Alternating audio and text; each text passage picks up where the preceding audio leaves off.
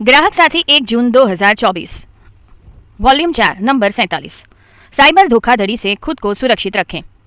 भारत में साइबर घोटाले के मामलों में लगातार वृद्धि देखी जा रही है, जिसमें लोग ऑनलाइन धोखेबाजों की योजनाओं का शिकार हो रहे हैं और लाखों रुपये खो रहे हैं।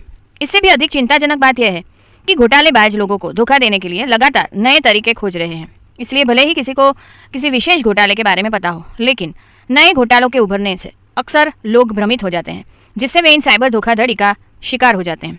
वर्तमान में 3 घोटाले, कुरियर या पार्सल घोटाला, बिजली बिल भुगतान घोटाला और केवाईसी अपडेट धोखाधड़ी बढ़ रहे हैं और बहुत से लोग इनके शिकार हो रहे हैं।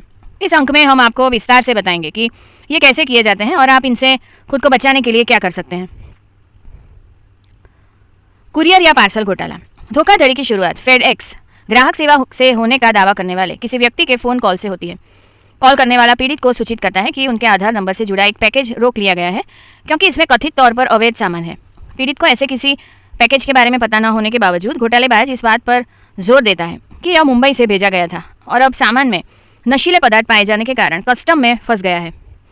जब पीड़ित उनके दावों पर विश्वास कर लेता है तो घोटालेबाज पीड़ित को स्काइप कॉल में ज्वाइन होने के लिए कहते हैं, जहां वे नारकोटिक्स विभाग के अधिकारियों का रूप धारण करते हैं।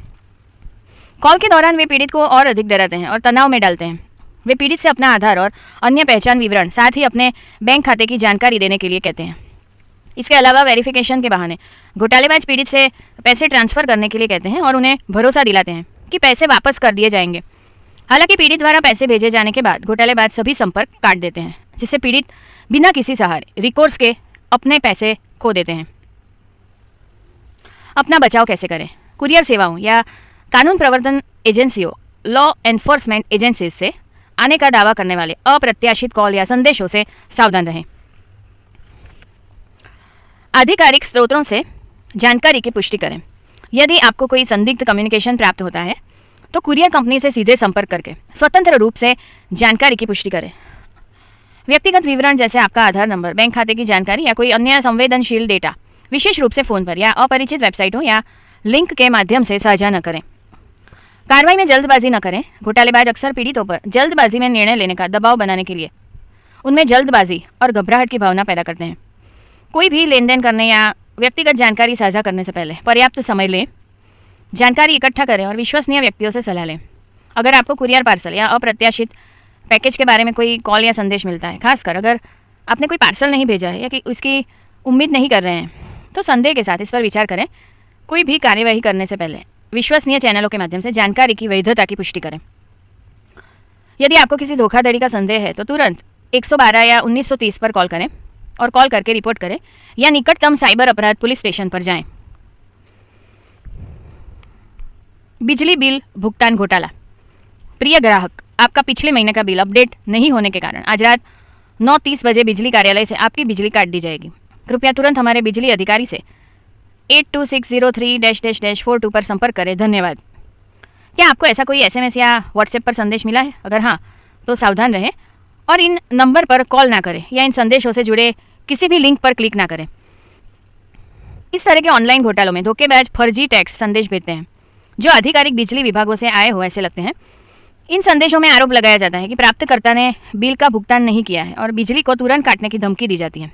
इससे घबराहट और अर्जेंसी की भावना पैदा होती है, जिससे अनजान व्यक्ति जल्दबाजी में भुगतान करने के लिए मजबूर हो जाता है। संदेशों को अक्सर वैध दिखने के लिए चतुराई से तैयार किया जाता है, जिससे घोटाले की भ्रामक प्रकृति और भी बढ़ जाती है। घोटालेबाज आधिकारिक लोगों और भाषा का उपयोग कर सकते हैं और वे प्राप्तकर्ता का नाम और खाता संख्या भी शामिल कर सकते हैं। इससे वास्तविक और धोखाधड़ी वाले संदेशों के बीच अंतर करना मुश्किल हो सकता है। इस तरह की धोखाधड़ी से खुद को बचाने और यह पता लगाने के लिए कि संदेश फर्जी है या नहीं, यहाँ कुछ कदम दिए गए हैं। संदेश के स्रोत की पुष्टि करें। व्यक्तिगत और आधिकारिक फ़ोन नंबरों के बीच स्पष्ट अंतर होता है। बिजली बोर्ड या आपूर्तिकर्ता से आधिकारिक संदेश आमतौर पर मान्यता प्राप्त आधिकारिक नंबरों से आते हैं। घबराएं नहीं। अगर कोई संदेश या कॉल करने वाला अज्ञात नंबर से आपको अपने बिजली बिल भुगतान के संबंध में तत्काल कार्रवाई करने के लिए कहता है तो सावधान रहें। घोटालेबाज अक्सर लोगों में स्थिति पर ध्यानपूर्वक विचार करने से रोकने के लिए तत्काल कार्रवाई या घबराहट की भावना पैदा करते हैं। लिखित सामग्री पर ध्यान दें। संदेश में वर्तनी और व्याकरण संबंधी त्रुटियों के साथ साथ किसी भी विसंगतियों की भी जांच करें। किसी भी विभाग से सरकारी नोटिस आमतौर पर अच्छी तरह से तैयार किए जाते हैं और ऐसी त्रुटियों और अजीब विराम चिन्हों से मुक्त होते हैं। संबंधित विभाग से सीधे संपर्क करें। यदि आप भुगतान करने से चूक गए हैं या आपको कोई संदिग्ध संदेश मिला है तो अपने पिछले बिलों पर दिए गए आधिकारिक संपर्क विवरण का उपयोग करके सीधे बिजली बोर्ड या आपूर्तिकर्ता से संपर्क करें।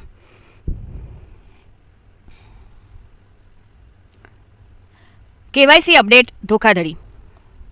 आरबीआई ने एक प्रेस रिलीज में कहा है कि इस प्रकार की धोखाधड़ी से के तौर तरीकों में आमतौर पर व्यक्तियों को फ़ोन कॉल, एसएमएस, ईमेल सहित अनचाहे संचार प्राप्त होते हैं, जिनके माध्यम से उन्हें व्यक्तिगत जानकारी, खाता, लॉगिन विवरण साझा करने या संदेशों में दिए गए लिंक के माध्यम से अनधिकृत या असत्यापित ऐप इंस्टॉल करने के लिए प्रेरित किया जाता है। आरबीआई ने लोगों से अकाउंट लॉगिन, क्रेडेंशियल, कार्ड की जानकारी, पिन, पासवर्ड और ओटीपी किसी के साथ साझा न करने का भी आग्रह किया है। इसके अलावा आरबीआई ने लोगों से अनुरोध किया है कि वे केवाईसी दस्तावेज या केवाईसी दस्तावेजों की प्रतियों को अज्ञात व्यक्तियों का या संगठनों के साथ साझा न करें। जैसे ही लोगों को पता चले कि वे वित्तीय साइबर धोखाधड़ी का शिकार हुए हैं, उन्हें तुरंत राष्ट्रीय साइबर अपराध रिपोर्टिंग पोर्टल www.cybercrime.gov.in या साइबर अपराध हेल्पलाइन 1930 के माध्यम से शिकायत दर्ज करानी चाहिए। यदि आप वित्तीय साइबर धोखाधड़ी का शिकार हुए हैं तो आप और क्या क्या कर सकते हैं। केवाईसी अपडेट हेतु कोई भी अनुरोध प्राप्त होने की स्थिति में पुष्टि सहायता के लिए सीधे अपने बैंक वित्तीय संस्थान से संपर्क करें। बैंक वित्तीय संस्थान का संपर्क नंबर, ग्राहक सेवा फ़ोन नंबर केवल उसके आधिकारिक वेबसाइट या आधिकारिक स्रोतों से ही प्राप्त करें। किसी भी साइबर धोखाधड़ी की घटना होने पर तुरंत अपने बैंक वित्तीय संस्थान को सूचित करें। केवाईसी विवरण अपडेट करने के लिए उपलब्ध तरीकों, विकल्पों के बारे में जानने के लिए अपनी बैंक शाखा से संपर्क करें। यदि आपको यह जानकारी उपयोगी लगी हो तो कृपया इसे उन सभी लोगों के साथ साझा करें जिनकी आप परवाह करते हैं। संपादकीय टीम, अध्यक्ष सीईआरसी और टॉर्च प्रफुल्ल अमीन, अध्यक्ष सीईआरएस वॉल्टर विएरा, सीईओ और एग्जीक्यूटिव संपादक उदय मावानी, सह संपादक अनुषा अय्यर, रश्मि गोयल, संपादकीय सहायक Meena Bathvi. Address consumer education and research centre 802 ग्राहक सुविधा केंद्र साकार 2, एलिस ब्रिज पुलिस स्टेशन के पास, Ashram road, Ahmedabad 380006। Phone number 07935337262। Email address complaints@cercindia.org। Helpline number 1800-233-0222। ध्वनि मुद्रण Shanta Mehta, digital talking book library, Anjan Mandal, Vastrapur, Ahmedabad 380015। वांचन स्वर आनल दवे।